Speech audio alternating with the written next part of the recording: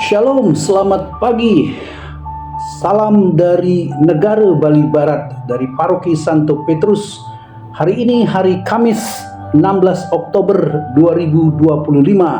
Gereja merayakan Pesta Santa Margareta Maria Alacoque. Anda semua para pengagum, para devosan kepada hati kudus Yesus pasti tidak akan lupa dengan nama Santa yang satu ini. Nah saudara, saya teringat seorang turis masuk ke sebuah katedral tua di Eropa. Ia terkagum-kagum, kaca patri berwarna, patung para kudus, altar marmer yang indah, dan di pintu keluar ia menulis di buku tamu, gereja ini luar biasa. Tapi sayang, Yesusnya sudah tidak di sini. Saudara, ia tidak bermaksud menghina, tapi menyingkap realitas yang menohok. Gereja itu telah menjadi museum iman, indah, bersejarah, tetapi dingin dan mati. Yesus yang hidup sudah tidak terasa. Kasih yang dahulu menyala, kini tinggal kenangan yang diukir di batu. Lantas kita bertanya saudara-saudara, apakah gereja kita, komunitas kita, bahkan hati kita masih menjadi tempat hidup bagi kasih Kristus, atau sudah menjadi museum rohani yang kita rawat tapi tidak kita hidupi? Bacaan Injil pada hari ini diambil dari Injil Lukas bab yang ke-11 ayat 47 sampai 54. Yesus menegur keras para ahli Taurat, "Celakalah kamu membangun makam para nabi, padahal nenek moyangmu telah membunuh mereka." Teguran ini bukan tentang batu dan kuburan, melainkan tentang hati yang sudah beku. Mereka menghormati nabi-nabi masa lalu, tetapi menolak nabi yang hadir di depan mereka, yakni Yesus sendiri. Mereka merawat warisan iman, tapi membungkam sabda yang hidup. Mereka membangun monumen kebenaran, tapi menolak perjumpaan dengan kebenaran itu sendiri. Yesus membongkar keagamaan yang berubah menjadi formalitas, agama yang lebih sibuk menjaga bentuk daripada membuka hati. Sementara saudara, dari bacaan pertama yang berasal dari surat kepada umat di Roma bab 3 ayat 21 sampai 30, Rasul Paulus berbicara tentang nada yang kurang lebih sama. Kebenaran Allah telah dinyatakan tanpa hukum Taurat. Semua orang telah berbuat dosa, tetapi dibenarkan oleh kasih karunia. Manusia tidak diselamatkan karena ketepatan menaati hukum, tetapi karena iman kepada kasih Allah yang menebus.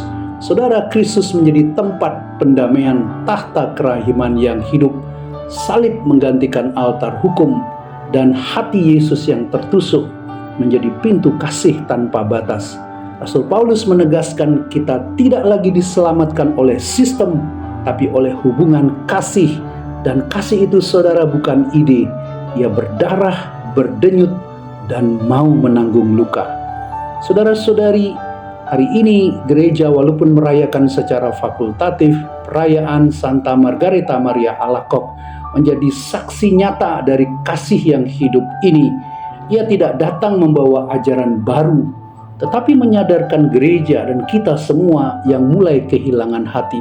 Dalam penglihatan mistiknya, Yesus menunjukkan hatinya yang menyala dan berkata, "Lihatlah hati ini yang begitu mencintai manusia, tetapi hanya menerima penghinaan dan ketidakpedulian. Lihatlah hati ini yang begitu mencintai manusia, tetapi hanya menerima penghinaan dan ketidakpedulian." Hati kudus bukan simbol romantik saudara-saudara, tapi jantung kasih penebusan yang memanggil kita untuk membalas cinta dengan cinta, bukan dengan kata, tapi dengan hidup yang berubah. Melakukan reparasi, menebus luka dunia melalui cinta yang aktif dan setia. Berakar dalam ekaristi, tempat hati Kristus terus berdenyut, mencurahkan kasihnya setiap hari. Margareta Maria Alacoque mengingatkan bahwa iman tanpa kasih adalah hukum tanpa denyut, dan gereja tanpa hati adalah tubuh tanpa kehidupan. So, saudara-saudariku yang terkasih, apa pesan bagi kita hari ini? Tuhan bertanya pada kita masing-masing, Apakah kita sedang membangun makam rohani, yakni merawat struktur, liturgi, dan devosi tanpa kehilangan semangat kasih yang menghidupinya? Apakah kita menyembah hati kudus hanya dalam gambar, tapi menolak mencintai dengan hati yang terluka dan terbuka seperti Dia? Santa Margareta Maria Alacoque mengajak kita untuk mengizinkan Yesus memiliki hati kita, agar Ia dapat terus mencintai dunia melalui kita.